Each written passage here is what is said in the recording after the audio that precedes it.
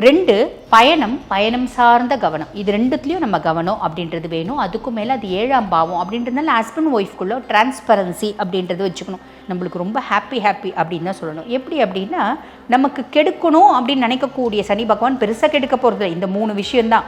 இதை நினைக்கக்கூடிய சனி பகவான் அவர் வந்து ரொம்ப வீக்காக இருக்கார். அப்படின்னும் போது நமக்கு ரொம்ப ஹாப்பி தானே. நம்மளை கெடுக்கணும்னு நினைக்கிறவன் அவனுக்கு நம்மளை கெடுக்கிறதுக்கு நேரம் இல்லை. அவன் வீட்டு பஞ்சாயத்தே பெருசாக இருக்குது. அப்போ நம்ம வீட்டு பஞ்சாயத்தை அவன் யோசிக்க போகிறதில்ல அப்படின்றது இது ஒரு விதத்தில் பெரிய ப்ளஸ்ஸு.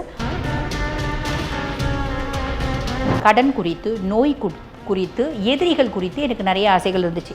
கடனே இல்லாமல் இருக்கணும்னு ஆசைப்பட்றேன்ப்பா, என்ன பண்ணுறது? எங்கள் வீட்டில் ஃப்ரிட்ஜு இஎம்ஐயில் இருக்குது, சோஃபா இஎம்ஐயில் இருக்குது, ஏசி இஎம்ஐயில் இருக்குது, வீடு லோனில் இருக்குது, கார் லோனில் இருக்குது, அதுக்கும் மேலே பர்சனல் லோன் வாங்கிட்டு இருக்கோம், அதுக்கும் மேலே கிரெடிட் கார்டு லோன் இருக்குது. இப்படி எந்த லோனுமே இல்லாத சந்தோஷமாக வாழணும்னு ஆசைப்பட்றேன். இப்படி எனக்கு அந்த கடனை குறித்து நிறைய இருக்கும். எனக்கு எதிரிகளே இல்லாமல் எல்லாரும் என் கூட ஃப்ரெண்டாக இருக்கணும், எல்லாரும் என் கூட உழுந்து நல்ல நட்பாக பழகணும்னு ஆசைப்பட்றேன். அரசாங்கம் சார்ந்த வேலை நீங்கள் ஏதாவது செய்கிறீங்க அப்படின்னா அதில் ஒரு பெரிய லாபம் அப்படின்றது வருங்க. அப்பானால லாபம் வரலாம், மாமனார்னால லாபம் வரலாம், நம்மளோட உயர் அதிகாரிகள்னால நம்மளுக்கு ஏதோ ஒரு ப்ளஸ் வரலாம்.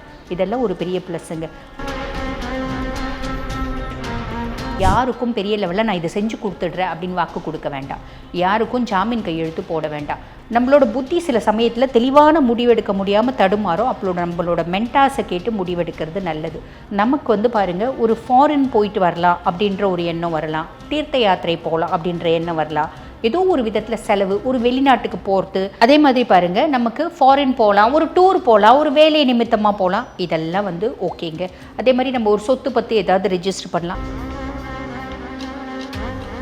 கன்னி எப்பயுமே வந்து ரொம்ப நிதானமாக, ரொம்ப தெளிவாக, ரொம்ப புத்திசாலித்தனமாக முடிவெடுக்கிறவங்க. சட்டுன்னு கோவப்படுவீங்க, பட்டுன்னு டென்ஷன் ஆவீங்க, ஆத்திரப்படுவீங்க, மனசு கோவப்படும், டக்குன்னு இரிட்டேட் ஆகும். அதை கொஞ்சம் ஓவர் கம் பண்ணிக்கினீங்க அப்படின்னா சுபம் அப்படின்னு சொல்லலாம்.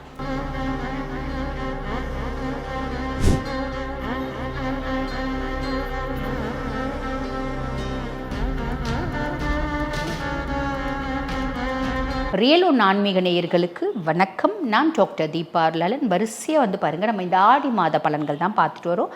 அந்த வரிசையில் இப்போ நம்ம கன்னி ராசியை பற்றி பார்க்க போகிறோம். கன்னி ராசி அன்பர்கள், உங்களுக்கு இந்த ஆடி மாதம் எப்படி இருக்குது அப்படின்னு பார்த்துடலாங்க. 6ஆம் பாவம் ருணரோக சத்ருஸ்தானத்தில் ராகு வந்து உட்காந்துட்டுருக்கான். ருணரோக சத்ருஸ்தானத்தில் ராகு வச்சு பயப்படுறதுக்கு ஒன்றுமே இல்லை. காரணம் என்ன அப்படின்னா, குருனோட பார்வை இருக்குது. பேசிக்காகவே குரு சண்டால யோகம் அப்படின்றது இந்த ராகுக்கு எது பயிற்சி முடிகிற வரைக்கும் இருக்குது. அப்போ நம்ம ராகுவை பற்றி பெருசாக வந்து கவலைப்படணும் அப்படின்ற அவசியம் இல்லை. ஏன்னா ராகு கொடுக்கக்கூடிய நல்லது மட்டும் கிடச்சிடும், அவள் தீய பலன்கள் கொடுக்கணும் அப்படின்னா குருனோட பார்வையினால் அது வந்து கம்மியாகிடும் அப்படின்னு அர்த்தம். மெயினாக இங்கே பார்க்க வேண்டியது என்ன அப்படின்னா, 7ஆம் பாவம் களத்திர ஸ்தானத்தில் சனி. அது வந்து பாருங்கள், கண்டக சனியாக சனி பகவான் இருக்கார். இப்போ சனி பகவான் வக்ரகதி அடைஞ்சிருக்கார். பொதுவாக கண்டக சனியாக சனி பகவான் இருக்கும்போது 2 விஷயத்தில் கவனம்ன்றது வேணும் பிரதானமாக. அது என்ன அப்படின்னா, 1 ஆரோக்கியம் சார்ந்த கவனம், 2 பயணம் சார்ந்த கவனம். இது ரெண்டுத்துலேயும் நம்ம கவனம் அப்படின்றது வேணும். அதுக்கும் மேலே அது 7ஆம் பாவம் அப்படின்றதுனால ஹஸ்பண்ட் ஒய்ஃப்குள்ளே டிரான்ஸ்பரன்சி அப்படின்றது வச்சுக்கணும். எது சொன்னாலும் செஞ்சுட்டு, அதாவது எது செஞ்சாலும் சொல்லிட்டு செய்யணும். நான் கடைக்கு போகிறேம்மா, நான் கடைக்கு போகிறேம்மா, கடைக்கு போனோம்மா, அந்த கடைக்காரம்மா இது பேசினாங்கம்மா, இவ்வளோ காசு கொடுத்தாங்கம்மா, வழியில் வரும்போதுமா என் ஃப்ரெண்டோட ஒய்ஃப் வந்தாங்கம்மா, அவங்கக்கிட்ட நீங்கள் அரை மணி நேரம் கூட பேசியிருந்துருக்கலாம். 10 நிமிஷம் பேசினோம்மா, அதுக்குள்ளே அங்கே ஏதோ ஒரு விஷயம் நடந்துச்சுமா, அவங்க போயிட்டு வரங்க நாங்கம்மா, அதனால் வெயிட் பண்ணியிருந்தோம்மா, அதுக்கப்புறம் 2 நிமிஷம் பேசிட்டு வந்தோம்மா. இப்படி எதையாவது ஒன்று சொல்ல வேண்டியதான், வேறு வழி. நீங்கள் லேடியாக இருந்தாலும் இதே மெயின்டைன் பண்ணிக்கோங்க. சரி, இப்போ இதெல்லாம் நம்ம ஃபாலோ பண்ணணும் அப்படின்றது சொல்லியிருக்கேன். ரைட்டு. இப்போ சனி பகவான் வக்ரகதி அடைஞ்சிருக்காரு. இந்த 137 நாட்கள் 4.5 மாதம் இது என்ன ஆகும் அப்படின்னா, நம்மளுக்கு ரொம்ப ஹாப்பி அப்படின்னு தான் சொல்லணும். எப்படி அப்படின்னா, நமக்கு கெடுக்கணும் அப்படின்னு நினைக்கக்கூடிய சனி பகவான் பெருசாக கெடுக்க போகிறது இந்த 3 விஷயந்தான். இதை நினைக்கக்கூடிய சனி பகவான் அவர் வந்து ரொம்ப வீக்காக இருக்கார். அப்படின்னும் போது நமக்கு ரொம்ப ஹாப்பி தானே. நம்மளை கெடுக்கணும்னு நினைக்கிறவன் அவனுக்கு நம்மளை கெடுக்கிறதுக்கு நேரம் இல்லை. அவன் வீட்டு பஞ்சாயத்தே பெருசாக இருக்குது. அப்போ நம்ம வீட்டு பஞ்சாயத்தை அவன் யோசிக்க போகிறதில்ல அப்படின்றது இது ஒரு விதத்தில் பெரிய ப்ளஸ்ஸு, பெரிய ரிலீஃப் அப்படின்னு சொல்லலாம் கன்னிக்கு. அதுக்கும் மேலே சனி பகவான் வந்து பார்த்திங்கன்னா உங்களுக்கு லார்ட் ஆஃப் 5 and 6, அதாவது பூர்வ புண்ணியஸ்தானம் புத்திரஸ்தானத்துக்கும் அவன் தான் அதிபன், ருணரோக சத்ருஸ்தானத்துக்கும் அவன் தான் அதிபன். அப்போ பூர்வ புண்ணியஸ்தானம் புத்திரஸ்தானம் சார்ந்த உங்களோட ஆசைகள் இருக்குது. உதாரணத்துக்கு எங்கள் குடும்பத்தில் சொத்து பத்தெல்லாம் பிரித்து 10 வருஷம் ஆகுதுங்க.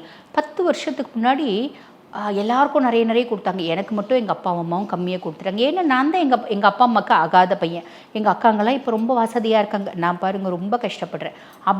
அப்படி ஒரு சூழ்நிலை, அப்படி ஒரு கஷ்டம் இருக்குன்னு எங்கள் அக்காங்க ஏதாவது கொடுத்தா எனக்கு நல்லாயிருக்கும் அப்படின்னு நம்ம ஆசைப்பட்டோம்.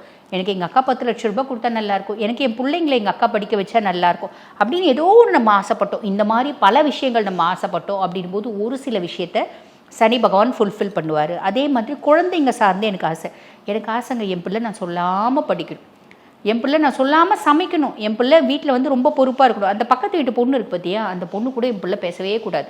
இப்படிப்பட்ட நிறைய ஆசைகள் இருக்க தான் செஞ்சிச்சு என் பொண்ணு சார்பாக, என் பிள்ளைங்க சார்பாக. அதில் 1-2 சனி பகவான் வந்து பார்த்திங்கன்னா ஃபுல்ஃபில் பண்ணுவார். இது ஒரு பெரிய ப்ளஸ். அதே மாதிரி ருணரோக சத்ருஸ்தானத்துக்கும் அவன் தான் அதிபன். கடன் குறித்து, நோய் குறித்து, எதிரிகள் குறித்து எனக்கு நிறைய ஆசைகள் இருந்துச்சு. கடனே இல்லாமல் இருக்கணும்னு ஆசைப்படுறேன்ப்பா, என்ன பண்ணுறது, எங்கள் வீட்டில் ஃப்ரிட்ஜு இஎம்ஐயில் இருக்குது, சோஃபா இஎம்ஐயில் இருக்குது, ஏசி இஎம்ஐயில் இருக்குது, வீடு லோனில் இருக்குது, கார் லோனில் இருக்குது, அதுக்கும் மேலே பர்சனல் லோன் வாங்கிட்டு இருக்கோம், அதுக்கும் மேலே கிரெடிட் கார்டு லோன் இருக்குது. இப்படி எந்த லோனுமே இல்லாத சந்தோஷமாக வாழணும்னு ஆசைப்பட்றேன். இப்படி எனக்கு அந்த கடனை குறித்து நிறைய இருக்கும். எனக்கு எதிரிகளே இல்லாமல் எல்லாரும் என் கூட ஃப்ரெண்டாக இருக்கணும், எல்லாரும் என் கூட உழுந்து நல்ல நட்பாக பழகணும்னு ஆசைப்பட்றேன். ஓகேங்களா? எனக்கு நோயே இல்லாத வாழ்க்கை வேணும்னு ஆசைப்பட்டேன். எனக்கு இந்த கண்ணு வலி ரொம்ப இருக்குப்பா, இந்த கண்ணு வலி இல்லாமல் கால் வலி மட்டும் இருந்தால் கூட போதும், எல்லாமே வலிக்குதேப்பா, எல்லாமே பிரச்சனையாக இருக்குமேப்பா. இப்படி பல விஷயங்கள் என்னோடய நோய் குறித்து, கடன் குறித்து, நான் வந்து பார்த்திங்கன்னா எதிரிகளை குறித்து ஆசைப்படுறேன். அப்படின்னா அதில் ஒரு சில விஷயங்களை சனி பகவான் வந்து ஃபுல்ஃபில் பண்ணுவார் அப்படின்னு சொல்லலாம், பூர்த்தி பண்ணுவார் அப்படின்னு சொல்லலாம். இது ஒரு பெரிய ப்ளஸ் இல்லைங்களா? ரைட்டு. 9ஆம் பாவம் பாக்கியஸ்தானத்து சுக்கிரன். பாக்கியஸ்தானத்து சுக்கிரன் அப்படின்னாலே என்னங்க, சுக்கிரனே அதிர்ஷ்ட கிரகம். அவன் அதிர்ஷ்ட பாவத்தில் பாக்கியஸ்தானத்தில் வந்து உட்காரும்போது எல்லா விதத்துலையும் குட் லக் ஃபார்ச்சூன் அப்படின்றது நடக்குங்க, ஏதோ ஒரு விதத்தில் நடக்கும். அப்படி பாக்கியஸ்தானத்தில் இருக்க சுக்கிரன், அதாவது 10 தொழில் ஸ்தானத்தில் குரு, செய்யக்கூடிய தொழிலில் ரொம்ப நேர்த்தியாக, நேர்மையாக, ஹானஸ்ட்டாக, சின்சியராக, டெடிக்கேட்டடாக நீங்கள் செய்வீங்க. அதுக்கும் மேலே ஆடி 10 பாக்கியஸ்தானத்தில் இருக்க சுக்கிரன் வந்து பாருங்கள் 10ஆம் பாவம் தொழில் ஸ்தானத்துக்கு போகிறோம். அப்போ நம்ம தொழிலில் ஏதோ ஒரு புதுமையை செய்வோம், ஒரு பிரம்மாண்டத்தை ஏற்படுத்தும், தொழில் நல்லா முன்னேறும், ஏதோ ஒரு விதத்தில் அதிர்ஷ்டம். இந்த குரு சுக்கிரன் சேர்க்கை அப்படியும் தொழில் ஸ்தானத்தில் அப்படின் போது தொழிலில் ஏதோ ஒரு மேன்மை, அதிர்ஷ்டம், குட்லக், நல்லது அப்படின்றது நடக்குங்க. 11ஆம் பாவம் லாபஸ்தானத்தில் சூரியன். லாபஸ்தானத்தில் சூரியன் போது அரசு, அரசாங்கம் சார்ந்த வேலை நீங்கள் ஏதாவது செய்கிறீங்க அப்படின்னா அதில் ஒரு பெரிய லாபம் அப்படின்றது வருங்க. அப்பானால லாபம் வரலாம், மாமனார்னால லாபம் வரலாம், நம்மளோட உயர் அதிகாரிகள்னால நம்மளுக்கு ஏதோ ஒரு ப்ளஸ் வரலாம். இதெல்லாம் ஒரு பெரிய ப்ளஸ்ஸுங்க. புதன் வக்ரகதி அடைஞ்சிருக்காருங்க லாபஸ்தானத்தில் அப்படின்னு. ஆமாங்க, ஆடி மாதம் 2ஆம் தேதி புதன் வந்து வக்ரம் அடைகிறாரு. ஆடி 26 தான் வக்ர நிவர்த்தி பெறாரு. அப்போ இந்த புதன் வந்து இந்த மாதம் முழுசும் வக்ரமாக தான் இருக்கான். அப்போ என்ன, பொதுவாக வந்து பாருங்கள், கன்னி அப்படின்னாலே புதன் உச்சமடையக்கூடிய ராசி கன்னி. அப்படிப்பட்ட புதன் வக்ரகதி அடைகிறாரு அப்படின்போது பேச்சில் கொஞ்சம் நிதானம் அப்படின்றது தேவை. யாருக்கும் பெரிய லெவலில் நான் இதை செஞ்சு கொடுத்துடுறேன் அப்படின்னு வாக்கு கொடுக்க வேண்டாம். யாருக்கும் ஜாமீன் கையெழுத்து போட வேண்டாம். நம்மளோட புத்தி சில சமயத்தில் தெளிவான முடிவெடுக்க முடியாமல் தடுமாறும். அப்போ நம்மளோட மென்டாஸை கேட்டு முடிவெடுக்கிறது நல்லது. படிக்கிற பிள்ளைங்களுக்கு படிப்பில் கவனம் அப்படின்றது குறைவாக இருக்கும். சிம்பிள், அவ்வளோதான். பெரிய லெவலில் கஷ்டப்படுறதுக்கு ஒன்றும் இல்லைங்க. 12ஆம் பாவம் விரயஸ்தானத்தில் வந்து பார்த்திங்கன்னா செவ்வாய் கேது இணைவு அப்படின்னு சொல்லலாம். பொதுவாக இந்த செவ்வாய் கேது இணைவு 12ஆம் பாவத்தில் அப்படின்றது விரயஸ்தானத்தில் அப்படின்போது நமக்கு அது வந்து மோட்ச விரயஸ்தானம் இல்லைங்களா. நமக்கு வந்து பாருங்கள், ஒரு ஃபாரின் போயிட்டு வரலாம் அப்படின்ற ஒரு எண்ணம் வரலாம், தீர்த்த யாத்திரை போகலாம் அப்படின்ற எண்ணம் வரலாம், ஏதோ ஒரு விதத்தில் செலவு, ஒரு வெளிநாட்டுக்கு போகிறது. அதே மாதிரி பாருங்கள், நமக்கு ஃபாரின் போகலாம், ஒரு டூர் போகலாம், ஒரு வேலை நிமித்தமாக போகலாம், இதெல்லாம் வந்து ஓகேங்க. அதே மாதிரி நம்ம ஒரு சொத்து பற்றி ஏதாவது ரெஜிஸ்டர் பண்ணலாம். இதெல்லாம் 12ஆம் பாவ செவ்வாய் கேது இணைவு. ஆடி மாதம் 12ஆம் தேதி என்ன ஆகுது அப்படின்னா, இந்த 12ஆம் பாவத்துலேருந்து செவ்வாய் வந்து உங்கள் சுயஸ்தானத்தில் உட்கார்றான். சுயஸ்தானத்தில் உட்காரும்போது கன்னி எப்பயுமே வந்து ரொம்ப நிதானமாக, ரொம்ப தெளிவாக, ரொம்ப புத்திசாலித்தனமாக முடிவெடுக்கிறவங்க. சட்டுன்னு கோவப்படுவீங்க, பட்டுன்னு டென்ஷன் ஆவீங்க, ஆத்திரப்படுவீங்க. சிம்பிள். இது வந்து பார்த்திங்கன்னா ஆடி 12 தான் வருது. ஸோ பெருசாக கவலைப்படணுன்றதில்ல. நம்ம கோவத்தை கொஞ்சம் குறைச்சிக்கலாம். நீங்கள் ரொம்ப நிதானமாக தெளிவாக முடிவெடுக்கக்கூடிய பர்சனாலிட்டிஸ். உங்களோட மனசு கோவப்படும், டக்குன்னு இரிட்டேட் ஆகும். அதை கொஞ்சம் ஓவர் கம் பண்ணிக்கினீங்க அப்படின்னா சுபம் அப்படின்னு சொல்லலாம். இந்த ஆடி மாதம் முழுவதும் கன்னிக்கு எப்படி இருக்குது அப்படின்னா ரொம்ப சூப்பராக இருக்குது அப்படின்னு தாங்க சொல்லணும். சரி, என்ன சூப்பராக இருக்குது அப்படின்னாலும் பரிகாரம் அப்படின்னு நீங்கள் ஒன்று சொல்லுவீங்களேம்மா, அது என்ன பரிகாரம் அப்படின்னு கேட்டால், ராமச்சந்திரமூர்த்தியை வழிபாடு பண்ணுங்க. ராம நாமம் நீங்கள் சொல்கிறீங்க அப்படின்னாலே அனுமனோட கடாட்சம் பரிபூர்ணமாக இருக்குங்க. ஹனுமனோட கடாட்சம் பரிபூர்ணமாக இருக்குது அப்படின்னாலே நம்மளுக்கு தேக பலம், புத்தி பலம், மனோபலம் எல்லாத்தையுமே ஹனுமன் கொடுத்துடுவான். எதுக்கு கவலைப்படணும்? வாழ்த்துக்கள்.